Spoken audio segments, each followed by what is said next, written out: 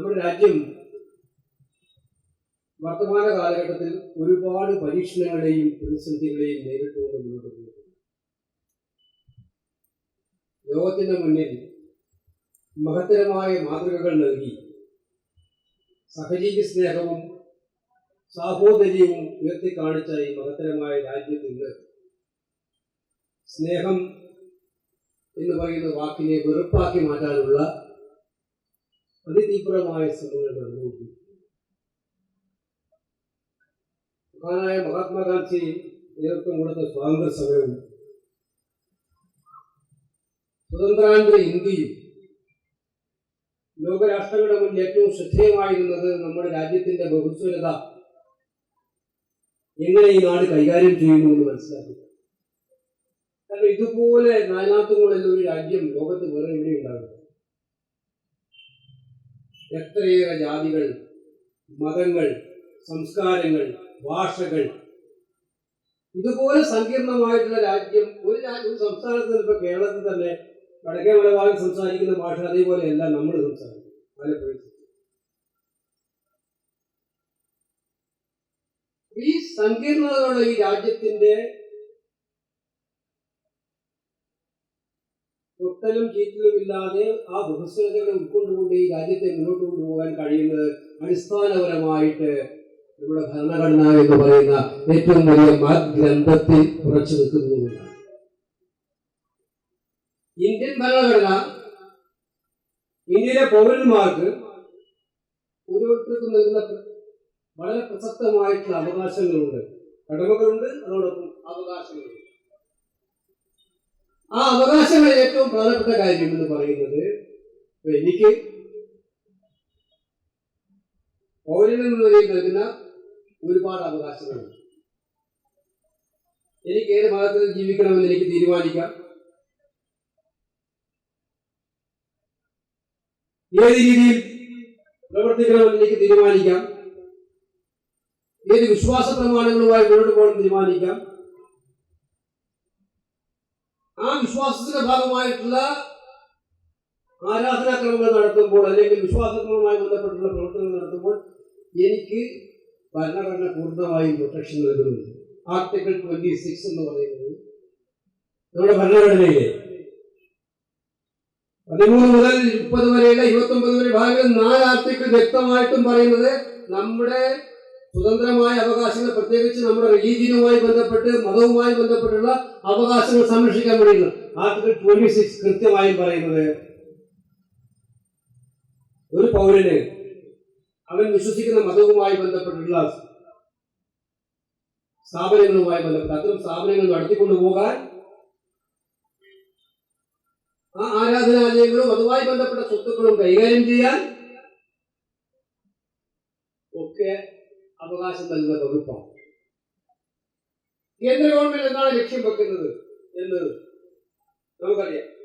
ഞാൻ പാർലമെന്റിൽ ഒരു പ്രസംഗം നടത്തി. അന്ന് രാജ്യസഭാ മെമ്പറായിരുന്നു. കഴിഞ്ഞ ഒരു നമ്മൾ ആലപ്പുഴയിൽ ഇല്ലാത്ത കാലത്ത് രാജസ്ഥാനിൽ നിന്നും വന്ന് രാജ്യസഭാ മെമ്പറായ ആ കാലത്ത് ഭരണാധികാരികൾ നിയമം ഉണ്ടാക്കേണ്ടത് തലച്ചോറ് കൊണ്ടല്ല, ഹൃദയം കൊണ്ടാണ് എന്ന് ഞാനിത് പ്രസംഗിക്കുന്നത്. തലച്ചോറ് കൊണ്ടുണ്ടാക്കുമ്പോൾ നമ്മുടെ ബുദ്ധി പ്രവർത്തിക്കുമ്പോൾ എങ്ങനെ ആ ബുദ്ധിപരമായിട്ടുള്ള പ്രവർത്തനം നമ്മളെ അവിടെ മനുഷ്യത്വത്തിന് വലിയ പങ്കുണ്ടാവില്ല, മാനവികതയ്ക്ക് വലിയ പ്രാധാന്യം ഉണ്ടാവില്ല, സ്നേഹത്തിന് വലിയ പങ്കുണ്ടാവില്ല. തലച്ചോറ് കൊണ്ട് നിയമം നിർമ്മിക്കുമ്പോൾ ആ തലച്ചോറ് വകയുന്ന എങ്ങനെ നമുക്ക് ജയിക്കാൻ പറ്റും എന്നുള്ള ഒരു ചിന്താഗതിയാണ് നിയമം. പക്ഷെ ഭരണാധികാരികൾ നിയമം നിർമ്മിക്കുമ്പോൾ ഹൃദയം കൊണ്ട് നിർമ്മിക്കുന്നു. ആ നിയമം സ്നേഹം ഉത്പാദിപ്പിക്കപ്പെടുന്നതായിരിക്കണം. ആ നിയമം പരസ്പര ബഹുമാനം ഉണ്ടാക്കാൻ വേണ്ടിയിട്ടായിരിക്കണം, സഹജീവികളെ അംഗീകരിക്കാൻ വേണ്ടിയിട്ടായിരിക്കണം. കഴിഞ്ഞ 10-12 കൊല്ലമായി ഇന്ത്യ കാണുന്നത് ഹൃദയം കൊണ്ടുണ്ടാക്കുന്ന നിയമനിർമ്മാണങ്ങളല്ല. ഇന്ത്യൻ പാർലമെന്റ് കാണുന്നത് തലച്ചോറ് കൊണ്ട്, അത് മിക്കവാറും നേരായ ഭാഷയിൽ പറഞ്ഞാൽ നാഗ്പൂരിലെ തലച്ചോറിൽ നിന്നും ഉത്ഭവിക്കുന്ന നിയമനിർമ്മാണങ്ങളാണ് പലപ്പോഴും പാർലമെന്റിൽ നിയമങ്ങളായി വന്നുകൊണ്ടിരിക്കുന്നത്.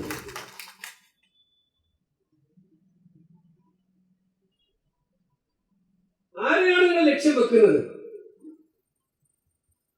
ഇന്ത്യ ഭരണഘടനയിൽ പ്രത്യേകമായി എഴുതിവെച്ച സെക്യുലർ റിപ്പബ്ലിക് രാജ്യമാണ്. മതപരമായിട്ട് അവകാശങ്ങൾ എല്ലാവരും പരസ്പരം അംഗീകരിക്കപ്പെടുന്ന എല്ലാ മതങ്ങളെയും ഒരുപോലെ അംഗീകരിക്കുന്ന രാജ്യമാണ്. ഇതിൽ എല്ലാവരെയും ഒരുപോലെ ട്രീറ്റ് ചെയ്യാവുന്നതാണ് ഒരു ഗവൺമെന്റിന്റെ ഉത്തരവാദിത്വം. കാരണം ഭരണഘടനയിൽ സത്യപ്രതിജ്ഞയാണല്ലോ ഗവൺമെന്റ് ഉണ്ടാകുന്നത്. ഇവിടെ വഖഫ് ബില്ലിൽ അവർ കാണിച്ചിരിക്കുന്നത് കൃത്യമായിട്ടും ഒരു ടാർഗറ്റഡ് ലെജിസ്ലേഷനാണ്. മുസ്ലിം സമൂഹത്തിൽ കഴിഞ്ഞ കുറെ നാളുകളായിട്ട് അപ്രയോഗം നടക്കുന്നുണ്ട്. ഞാൻ ഒരു കാര്യം ഉറപ്പിച്ച് പറയാം, അത് ഇപ്പോഴത്തെ സാഹചര്യത്തിൽ പറയേണ്ടത് അഭികാമ്യമാണെന്ന് ഞാൻ വിചാരിക്കുകയും ചെയ്യുന്നു. തീവ്രവാദം അത് മുസ്ലിം നടത്തിയാലും അത് ഹിന്ദു നടത്തിയാലും ക്രിസ്ത്യാനി നടത്തിയാലും തീവ്രവാദം തന്നെയാണെന്നുള്ള കാര്യത്തിൽ എനിക്ക് 1% പോലും സംശയമില്ല. പഹൽഗാമിലുണ്ടായ തീവ്രവാദം, ആ തീവ്രവാദത്തിന് മതത്തിന്റെ കളർ കൊടുക്കേണ്ട കാര്യമില്ല. തീവ്രവാദത്തിന് മതമില്ല, ജാതിയില്ല, സമൂഹമില്ല.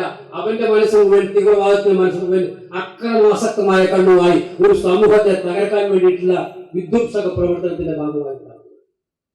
അതുകൊണ്ട് ആ തീവ്രവാദത്തിൽ വലിയ എല്ലാ ദിവസവും രാവിലെ വൈകുന്നേരം ടി വി ഒന്നും നോക്കാൻ പറ്റില്ല നമുക്ക്.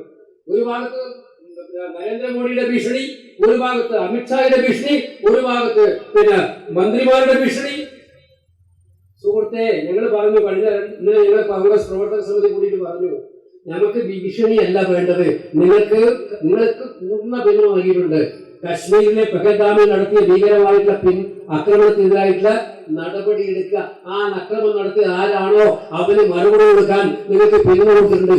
ബടായി പറയല്ല വേണ്ടത്, ആക്ഷൻ നടത്തി രാജ്യത്തിന് കാണിച്ചു കൊടുക്കാണ് വേണ്ടത് എന്ന് നമ്മൾ പറയണ്ടായി. അവിടെ നിങ്ങൾ കാണേണ്ട ഒരു ചോദ്യം, ആദ്യത്തെ ഇപ്പൊ ഇവിടെ കുറെ ചാനലുകൾ ഇറങ്ങിയിട്ടുണ്ട്. ആ ആക്രമണത്തെ പോലും ആക്രമണം നടത്തുന്നവർക്ക് ലക്ഷ്യമുണ്ടായിരുന്നു. ആ ഭീകരവാദികൾക്ക് ഞാനുണ്ടായിരുന്നു ശ്രീനഗറിൽ ആ ദിവസങ്ങളിൽ പബ്ലിക് അക്കൗണ്ട്സ് കമ്മിറ്റിയുടെ മീറ്റിംഗുമായി ബന്ധപ്പെട്ട്. എന്റെ യോഗത്തിലിരിക്കുമ്പോഴാണ് ചീഫ് സെക്രട്ടറിക്ക് വിവരം കിട്ടുന്നത്. JNK ചീഫ് സെക്രട്ടറിക്ക് അദ്ദേഹം എന്നോട് പറയണ്ടായി, ഇത് നടന്നു, ഞാൻ അങ്ങോട്ട് പൊക്കോട്ടെ. മതം ചോദിച്ച് ഇന്ന് വരെ ഒരു തീവ്രവാദവും പാകിസ്ഥാനിലോ കശ്മീരിലോ അങ്ങനെ ഉണ്ടായിട്ടില്ല. മതം ചോദിച്ച്, ഇതിന്റെ ജാതി ചോദിച്ച് ആളെ കൊല്ലുക. അപ്പൊ ആ ഭീകരവാദികളുടെ ലക്ഷ്യം എന്താണ്? നമ്മുടെ രാജ്യത്തിന്റെ അവിച്ഛിന്നതയും രാജ്യത്തിന്റെ മതേതരത്വവും തകർക്കാൻ അങ്ങനെ ഉണ്ടാക്കി രാജ്യത്തെ ഒരു കലാപത്തിന് കൊണ്ടുപോകും. പക്ഷെ നമ്മുടെ ചാനലുകളൊക്കെ തന്നെ ഈ വിഡ്ഢികളായിട്ടുള്ള ചാനലുകൾ ഇത് പ്രചരിപ്പിക്കാൻ വേണ്ടിയിട്ടാണ്. അതാണ് ഭീകരവാദികൾ ഉദ്ദേശിച്ചത്, ചെയ്തവർ ഉദ്ദേശിച്ചത് അതാണ്. ആ ചെയ്തവർ ഉദ്ദേശിച്ച അതേ പാതയിൽ തന്നെ BJP നേതാക്കന്മാരെല്ലാം അണിനിരന്നു. ഇതിലെ കുറെ BJPക്ക് വേണ്ടി സുരക്ഷിതം പാടുന്ന ചാനലുകൾ അണിനിരന്നു. സുഹൃത്തുക്കളെ, ഞാൻ ആ രാമചന്ദ്രന്റെ വീട്ടിൽ പോയിരുന്നു. നമ്മുടെ പ്രിയപ്പെട്ട കൊച്ചിയിൽ മരിച്ചുപോയ രാമചന്ദ്രന്റെ വീട്ടിലാണ്. രാമചന്ദ്രന്റെ മോള് വളരെ വികാരനിർഭരമായി സംസാരിച്ചു. അവർ TV സംസാരിച്ചിരുന്നു, കണ്ടിട്ടുണ്ടാവും. ഈ സംഭവം കഴിഞ്ഞ് ഞാൻ അവരെ ബന്ധപ്പെടാൻ നോക്കി, അവരെ കിട്ടി, ടെലിഫോണിൽ കിട്ടിയില്ല. അവരുടെ അനിയനെ ബ്രദറെ കിട്ടി. അവര് പറയുന്നത്, ആ സംഭവം കഴിഞ്ഞ് പോസ്റ്റ്മോർട്ടം എല്ലാ കാര്യങ്ങളും അവരെ സഹായിക്കാൻ എനിക്ക് 2 സഹോദരന്മാരെ കാശ്മീരിൽ നിന്ന് പുതുതായി കിട്ടി. ആ 2 സഹോദരന്മാരെയും സഹോദരൻ മുസ്ലിം നാമധാരികളായിരുന്നു എന്നുള്ളത് ആ സഹോദരി പറയുകയുണ്ടായി. എനിക്ക് 2 സഹോദരന്മാരെ കിട്ടിയതാണ് രാമചന്ദ്രന്റെ മകള് പറഞ്ഞത്. ഇന്നലെ നിങ്ങൾ മനസ്സിലാക്കിയിട്ട് ഒരു ജവാൻ മരിച്ചു പോയിട്ടുണ്ട്, ഒരു സേനാ നാവിക ഉദ്യോഗസ്ഥൻ. കല്യാണം കഴിഞ്ഞിട്ട് 3 മാസം മാത്രം കഴിഞ്ഞിട്ടുള്ളത്. നമ്മുടെ കൊച്ചിയിലായിരുന്നു അദ്ദേഹത്തെ പോസ്റ്റിംഗ് കൊടുത്തത്. ഹരിയാനയിലെ കർണാലിലാണ് അദ്ദേഹത്തിന്റെ വീട്. ആ സഹോദരി ഇന്നലെ ദേശീയ മാധ്യമങ്ങളോടെല്ലാം പറഞ്ഞു, നിങ്ങൾ ഇതിന്റെ പേരിൽ മുസ്ലിം സഹോദരന്മാർക്കെതിരായിട്ടുള്ള ജിഹാദായിട്ട് പ്രഖ്യാപിക്കരുത്. ഈ നാടിന് ഏറ്റവും കൂടുതൽ മതങ്ങൾ നമ്മുടെ സ്നേഹമാണ് ആവശ്യം. എന്റെ ഭർത്താവിനെ കൊന്നത് മുസ്ലിങ്ങളാണെന്ന ജാതിയുടെ ഈ പ്രചരണം നിങ്ങൾ അവസാനിപ്പിക്കണം എന്നാണ് ആ സഹോദരി പറഞ്ഞത്. ഞാൻ പറഞ്ഞു വന്നത്, ഇവിടെ തയ്യാറാക്കുന്ന ഡിസൈൻ, ഈ നാട്ടിൽ ഇപ്പൊ തയ്യാറാക്കിക്കൊണ്ടിരിക്കുന്ന ഡിസൈൻ, അത് കൃത്യമായിട്ടും ഹിന്ദുവിനെ കൊന്നു, അത് മുസ്ലിമാണ്. കുത്തുകൾ തട്ടിപ്പറിക്കുന്ന ആരാണ്? അത് മുസ്ലിമാണ്. അപ്പോൾ ടാർഗറ്റഡായി ഒരു സമൂഹത്തെ പ്രത്യേകമായിട്ട് മുസ്ലിം എന്ന് പറയുന്നത് ഇന്ത്യ രാജ്യത്തെ പോലെയല്ല. ഇവിടെ ജനിച്ചു വളർന്ന ഈ നാട് വേണ്ടപ്പെട്ട ഏറ്റവും വലിയ പൗരന്മാരാണ് ഇന്ത്യയിലെ മുസ്ലിമും ഹിന്ദുക്കളും ക്രിസ്ത്യാനികളും സിഖുകാരും പാർസിയും എല്ലാവരും ഒരുപോലെ. അതിൽ നിന്ന് ഒരു സമൂഹത്തെ അടർത്തിയെടുത്തിട്ടുണ്ട്. കുറെ നാൾ പ്രാന്ത് ക്രിസ്ത്യാനിയും മുസ്ലിം തമ്മിൽ അവരെടുപ്പിക്കാനായിരുന്നു. ഈ വഖഫിന്റെ കാര്യത്തിൽ അത് കണ്ടു നമ്മൾ, മുനമ്പത്തിന്റെ കാര്യമായി. ഇപ്പൊ അത് അവസാനം കണ്ണി പഠിച്ചതാണ് എന്താണ് സംഭവിച്ചിരിക്കുന്നത് കണ്ടിട്ടാണ്. നമുക്ക് വലിയ ഗുണമാണ് ആ വിജു വന്നിട്ട് ചെയ്യുന്നത്. വന്നിട്ട് അതെ സത്യമല്ലേ പറയാൻ പറ്റും. മന്ത്രി പറയുമ്പോൾ ഉദ്യോഗസ്ഥന്മാർ പറഞ്ഞു കൊടുക്കും സുപ്രീം കോടതി. എന്തായിരുന്നു ഇപ്പോഴത്തെ പ്രചരണം? ഈ ബില്ല് പാസ്സായ ഉടനെ മുനമ്പ് രക്ഷപ്പെട്ടു.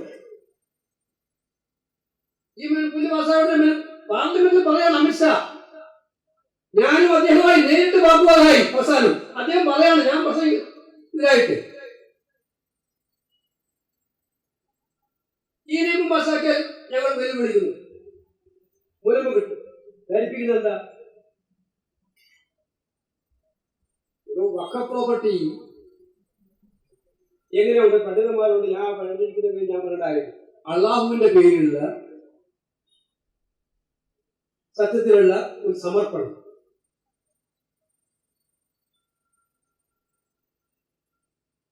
അതാണ് വഖഫുമായി ബന്ധപ്പെട്ടുള്ളത്. വഖഫ് യൂസർ ഉണ്ട്. ഇത് ഇന്നു മുതൽ 2000 കൊല്ലം മുമ്പ് അല്ലെങ്കിൽ അത്രയോളം വർഷങ്ങൾക്ക് മുമ്പ് പല പുരാതന സ്ഥാപനങ്ങളും ഇതുപോലെ ഉണ്ടായതാണ്. ഒരു സുപ്രഭാതത്തിൽ ഗവേഷണം നടത്തി ഈ നാട്ടിലെ മുസ്ലിം സഹോദരന്മാരെ ടാർഗറ്റ് ചെയ്യാൻ പറ്റുന്ന ഒരു നിയമം, അതിലൂടെ മുസ്ലിങ്ങളെ ടാർഗറ്റ് ചെയ്യുക മാത്രമല്ല അതോടെ ഹിന്ദുക്കളുടെ മുന്നിലേക്ക് മനസ്സിനകത്തേക്ക് വിഷം കുത്തിവെപ്പിക്കാനുള്ള ഏറ്റവും വലിയ മാർഗം ഈ ബില്ലാണെന്ന് നിങ്ങളുടെ തലയിൽ ഉദിച്ച ബുദ്ധിയാണ്, തലച്ചോറിൽ ഉദിച്ച ബുദ്ധിയാണ്. ബുദ്ധി തന്നെ പറയാൻ പറ്റില്ല. അതാണ് വഖഫ് നിയമമായിട്ട് വന്നത്.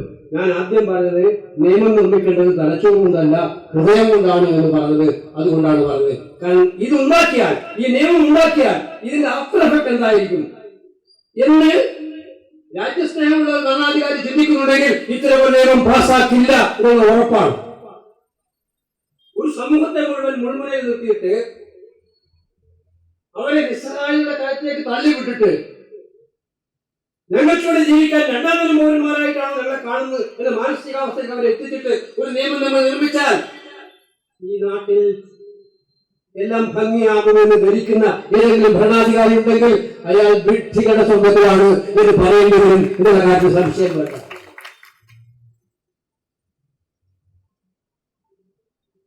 അതിൽ ഓരോ പ്രൊവിഷനും എടുത്ത് നോക്കിയാൽ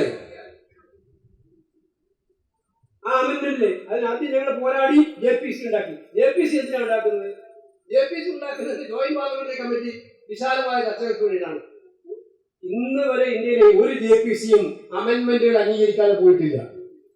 ഈ JPC കൂടുതലെന്ന് വെച്ചാൽ ആക്ഷേപം പ്രതിപക്ഷത്തോടെ മെമ്പർമാർ സംസാരിക്കാൻ പറ്റില്ല, അവരുടെ ആശയങ്ങളൊന്നും ഉൾക്കൊള്ളില്ല.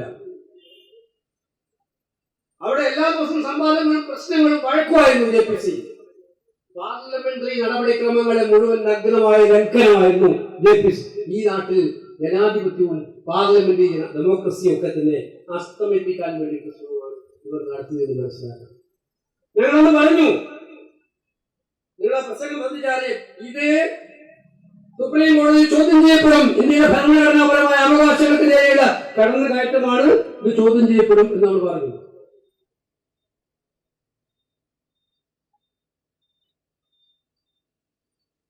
മറുപടിയില്ല. സുപ്രീം കോടതി ഇപ്പൊ ഇതിനകത്ത് ഞാൻ സുപ്രീം കോടതി അന്തിമ വിധി വന്നു ആശ്വസിക്കാൻ ഞാനാണല്ല, അത് കാത്തിരുന്ന് നമ്മൾ കാണേണ്ട കാര്യമാണ്. പക്ഷെ സുപ്രീം കോടതി ഒബ്സർവേഷൻ ഇന്ത്യൻ പാർലമെന്റിൽ ഞങ്ങൾ ഉന്നയിച്ച, വിനീതരായ നിങ്ങളുടെ പ്രതിനിധി അടക്കം ഇന്ത്യൻ പാർലമെന്റിൽ ഉന്നയിച്ച അതേ പോയിന്റാണ് സുപ്രീം കോടതി ഗവൺമെന്റിനോട് ചോദിച്ചത്. അതേ പോയിന്റ് വഖഫ് ബോർഡ്, ഞാൻ വഖഫ് യൂസറിന്റെ കാര്യം പറഞ്ഞു, വഖഫ് ബോർഡിന്റെ കോൺസ്റ്റിറ്റ്യൂഷൻ, വഖഫ് കൗൺസിലിന്റെ കോൺസ്റ്റിറ്റ്യൂഷൻ, ട്രൈബ്യൂണലിന്റെ കോൺസ്റ്റിറ്റ്യൂഷൻ, അതിലെ മഹാഭൂരിപക്ഷം അമുസ്ലിങ്ങളെ പെടുത്തിയിരിക്കുകയാണ്. ഒന്ന് ആലോചിച്ച്, വഖഫ് പ്രോപ്പർട്ടി എന്ന അധികാരവും ഇതിൽ പറയുന്നതാണ് ഇത് റിലീജിയസ് അല്ല. ഈ ചോദ്യം നമ്മൾ ചോദ്യം പറയുന്നത് റിലീജിയസ് അല്ല.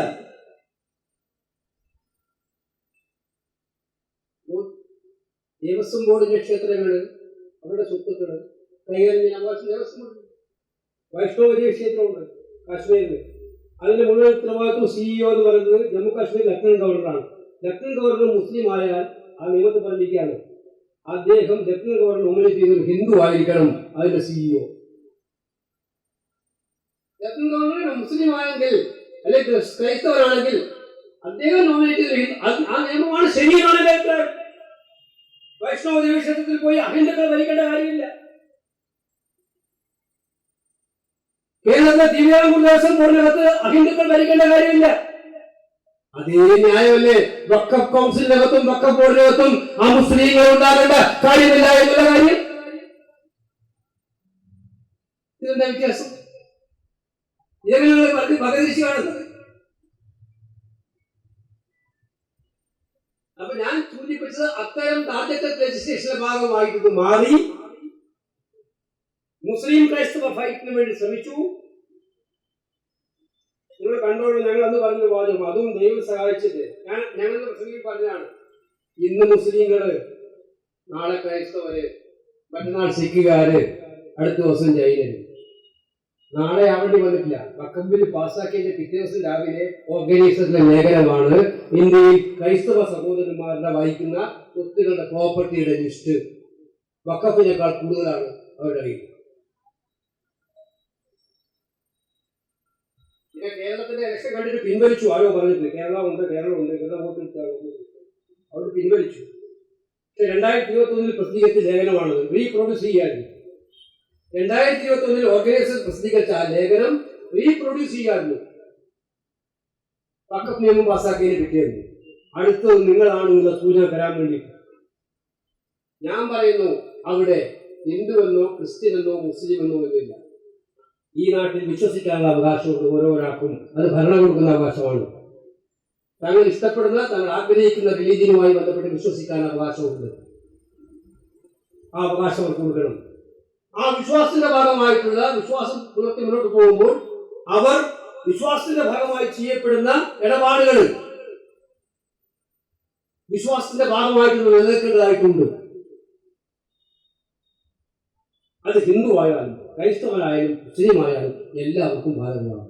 ഇത് മുസ്ലിമിനെ മാത്രം തിരഞ്ഞു പിടിച്ച് അത് അവർക്ക് ബാധകമല്ല, ഇവരെന്തോ പുറപ്പെട്ടാണ് ധരിക്കാൻ നരേന്ദ്രമോദി ശ്രമിച്ചാൽ അതിനെതിരെ ശക്തമായിട്ട് ഇന്ത്യൻ ജനതയുടെ മനസ്സാക്ഷി ഉയർത്തുക എന്നുള്ളതാണ് നമ്മുടെ എല്ലാം കർത്തവ്യം. അക്കാര്യത്തിൽ വിട്ടുവീഴ്ചയില്ലാത്ത നടപടിയുമായി മുന്നോട്ട് പോകുന്നത്. ഈ രാജ്യത്തിന്റെ ജനാധിപത്യവും മതേതരത്വവും സംരക്ഷിക്കപ്പെടണം. മഹാത്മാഗാന്ധി ഈ നാടിന് വേണ്ടി ബലിയർപ്പിച്ചത് മഹാനായ മഹാത്മാവ്. അദ്ദേഹത്തെ കൊന്ന ഗോഡ്സെയുടെ ആശയങ്ങളല്ല ഇന്ത്യക്ക് ആവശ്യം, ഗാന്ധിജിയുടെ ആശയങ്ങളാണ്. ആ ഗാന്ധിജിയുടെ ആശയങ്ങൾ വ്യക്തമായി പറയുന്നു, സാഹോദര്യവും സ്നേഹവും പരസ്പര വിശ്വാസവും തമ്മിലുണ്ടാക്കിയെടുത്ത് മുന്നോട്ട് കൊണ്ടുപോകുക എന്നുള്ളതാണ്. അത് വിശാലമായ രാജ്യം അല്ലെങ്കിൽ അപകടത്തിലേക്ക് പോകുമെന്നുള്ള ലക്ഷ്യം ഉള്ളിൽ കണ്ടുകൊണ്ടാണ് ഇന്ത്യൻ നാഷണൽ കോൺഗ്രസിന്റെ ഉറച്ച നിലപാട്. ഞങ്ങളെ കുറിച്ച് ആക്ഷേപിക്കുന്നവരുണ്ട്, അധിക്ഷേപിക്കുന്നവരുണ്ട്, ഒക്കെ ഉണ്ടാകാം. എത്ര അധിക്ഷേപിച്ചാലും അങ്ങോട്ട് പോയും മതേതരത്തിൽ വെള്ളം ചേർക്കുന്ന ഒരു നിലപാടിനോടും സന്ധി ചെയ്യാൻ നമ്മൾ തയ്യാറല്ല എന്നുള്ളത് ഉറപ്പിച്ചു പറയാൻ തന്നെയാണ് ഞങ്ങൾ ആഗ്രഹിക്കുന്നു. നഷ്ടമോ ലാഭമോ ഉണ്ടാവട്ടെ, അത് വേറെ കാര്യം. തിരഞ്ഞെടുപ്പ് നഷ്ടങ്ങളും ലാഭങ്ങളും നോക്കി നിലപാടെടുക്കാനല്ല കോൺഗ്രസ് ഈ രാജ്യത്തുണ്ടായിരിക്കുന്നത്.